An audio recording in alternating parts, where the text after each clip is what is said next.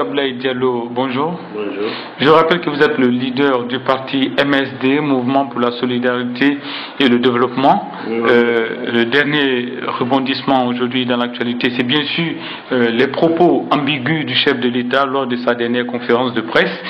Il y a des journalistes qui ont posé la question au chef de l'État de savoir qu'est-ce qu'il pense d'un troisième mandat. Est-ce qu'il a l'intention de se présenter pour un troisième mandat? Le président Alpha Condé a répondu tout simplement qu'il appartenait au peuple d'en décider. Et vous, à votre niveau, en tant que leader de parti politique, comment vous interprétez déjà la réponse d'Alpha Condé? En effet, bon, le peuple n'a jamais décidé qu'il soit à leur tête. 2010, on sait comment les élections sont passées. 2015, nous savons. Et maintenant, une perspective de 2020. Bon, c'est qu'il parle, vous savez, le professeur Alpha nous a habitués à créer des incidents, à gérer ces incidents et laisser la vie courante. On est toujours en accord et désaccord. Et la loi ne suit pas son cours. Bon, ça c'est mieux. Bon, nous vivons en 2016. Qu'est-ce que ça m'intéresse, moi? Est-ce que d'ici 2020, je serai à vie? Et lui, il sera là, et ainsi de suite. Donc, réglons d'abord le problème de 2016. Faisons les élections communales et communautaires dans les normes. Trouvons à manger à cette population affamée. Soignons ces gens qui sont malades. Réconcilions les Guinéens. Travaillons pour le bien-être de ce peuple. Respectons les lois. Ce qui est maintenant, c'est ce qui prévaut actuellement. Si nous avons des solutions à ces problèmes-là, nous verrons pour 2020. Donc, il a parlé que de copier le Rwanda, pourquoi changer Paul Kagame. Paul Kagame est venu lui montrer son pays dans le désastre, alors que la Guinée est 3, 4 fois, 5 fois, 10 fois plus riche que le Rwanda. Et que lui, il est venu dans la guerre, et il a stoppé la guerre, il a travaillé le Rwanda, et qui est qualifié aujourd'hui de 7e pays le mieux géré du monde. Donc, et lui, depuis qu'il est là, il n'a jamais entrepris quelque chose de concret, quelque chose de positif, quelque chose de vraiment d'épanouissant pour le peuple de Guinée, de conciliation et de réconciliation. Bon, alors moi je pense que j'attire l'attention du peuple de Guinée, de la classe politique, de la société civile, que de ne sauter pas sur ce mot-là. Parce qu'en fait, occupons-nous du présent, nous verrons le futur. Mais est-ce que vous ne pensez pas qu'à partir du moment où le chef de l'État a effleuré le sujet, est-ce que ce n'est pas le bon moment de trouver, en tout cas au sein de la classe politique, des solutions pour éviter même que le président de la République n'ait l'intention concrètement de réaliser ce projet? Vous savez, le professeur et toute la classe politique, c'est des gens qui ne respectent pas la loi. Donc c'est curieux, ça sera curieux de voir qu'il a respecté la loi, qu'il a quitté selon les normes. C'est ce qui va être curieux, mais il est toujours hors la loi. Le gouvernement fait toujours des choses hors la loi. Regardez, après lui, le chef de file de l'opposition est parti se photographier à Bruxelles dans des salles vides pour dire qu'il a rencontré ceci. Il laisse la session parlementaire. Un garde-corps qui est mort, il va se promener ailleurs. Donc, ça veut dire que la société politique actuelle, la classe politique qui a dirigé la Guinée depuis l'indépendance, doit passer la main. C'est le vœu du mouvement pour la solidarité et le développement que nous avons énuméré depuis à notre conférence de presse en mars, le 19 mars 2016. Parce que cette classe politique-là ne fait pas l'affaire de la population. Ils se sont scindés des rôles, chacun fait quelque chose pour tromper le peuple, c'est tout. Donc, d'ici là, il faut que les Guinéens soient vigilants. Pas pour un troisième mandat, parce que c'est hypothétique. Même s'ils passent par un référendum? Mais vous savez, on ne respecte pas la voix des urnes. Même s'il fait un référendum, c'est pour encore brigander, faire le bâclage comme 2010, comme 2015, donc la CENI, ainsi de suite et tout. Même s'ils font tout ça, non, il faut que les Guinéens sachent, ce n'est pas le vote qui va arranger le peuple. Il faut que les gens se réconcilient, aiment le travail, aiment la vérité. Donc, les gens, ils se côtoient dans la vie, dans la société civile, le mariage et tout. Les gens, ils se côtoient dans le commerce, dans la pratique médicale, ainsi de suite.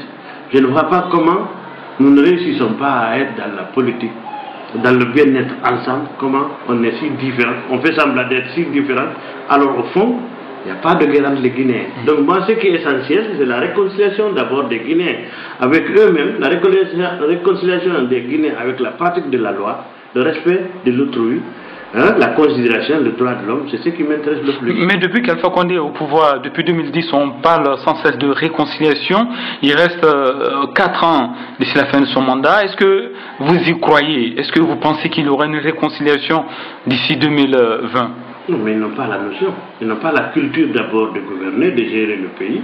Ils n'ont pas la culture de la conciliation, c'est-à-dire on se réconcilie autour d'une sagesse. On se réconcilie autour d'une sagesse et ce n'est pas autour des slogans et des paroles vides. Donc on s'est réconcilié autour de la religion. On a fondé le Fouta théocrate, les Malinqués et les Peuls. C'est autour de quelque chose, d'une valeur commune que les partis doivent exister, ce qui n'existe pas, ni au RPG, ni à l'UFDG, ni nulle part. Donc il faut l'idéal. Donc ils sont incapables de nous donner d'une alternative qui va rassembler tout le monde dans les bonnes choses. Donc réconcilier, oui, mais qui et pourquoi et comment, c'est pas eux. Non, ils ne méritent pas la confiance. Le peuple ne les considère pas. Donc c'est pourquoi il y a la violence. Il y a le déficit entre gouvernants et gouvernés. Ça c'est évident, on a vu avec Ebola. Les gens qui préfèrent fuir avec leur maladie, aller vers la brousse, qu'aller vers le médecin. N'est-ce pas? Donc quand les autorités politiques sont venues pour sensibiliser, il y a eu des morts, il y a eu la bagarre. Tout ça c'est des signes que le citoyen lambda ne reconnaît pas l'autorité de ceux qui gouvernent. Donc l'État n'existe pas. Parce que l'État, ce n'est pas les gouvernants là. L'État, c'est le bien, c'est ce qui rassemble tous les citoyens. Et avec la base de l'égalité des chances, de l'égalité de la liberté de produire, la liberté de consommer, la liberté de vivre et la liberté d'épargner. Ça, c'est individuel, ce qui est loin d'être garanti. Et pour qu'il y ait pratique la démocratie, il faut que la classe dirigeante respecte un minimum de principes. Tout ça, c'est loin de l'affaire et des gouvernants et de l'opposition dite républicaine. Donc, c'est des gens qui naviguent entre le faux et le bon, entre le ceci ou cela, en tout cas rien qui concerne la valeur réelle du peuple. Alors, dernière question, docteur Abdoulaye Diallo. Je reviens en quelque sorte sur l'une des questions qui avait déjà été posée concernant le rôle justement que l'opposition pourrait jouer pour freiner cette ambition, cette velléité qui est en train de se nourrir du côté de Sékou-Touré. Est-ce que vous pensez que vous avez les outils, vous, leader de partis politiques d'opposition, de faire en sorte qu'il y ait un contre-pouvoir pour empêcher Alpha Condé de trouver des stratagèmes pour ambitionner un troisième mandat? Oui, c'est vrai. C'est-à-dire qu'il faut, alors, nous possédons tous les moyens possibles légaux de chasser Alpha Condé même avant 2020, parce qu'il n'est pas capable de diriger le pays, ça se voit tous les jours. Donc les partis politiques doivent, donc tout parti doit d'abord se veiller et agir sur la mobilisation. La mobilisation, c'est d'éveiller la conscience du citoyen, de travailler à la satisfaction du peuple, et que ce peuple écoute ce que le dirigeant fait. Et le dirigeant, c'est un homme d'État. Un homme d'État, c'est celui qui pense à sa succession dès l'arrivée au pouvoir. Donc un parti politique, c'est là on vient pour apprendre à gérer, à être un bon cadre, à être un bon ministre, à être un bon ambassadeur. C'est ce que nous faisons.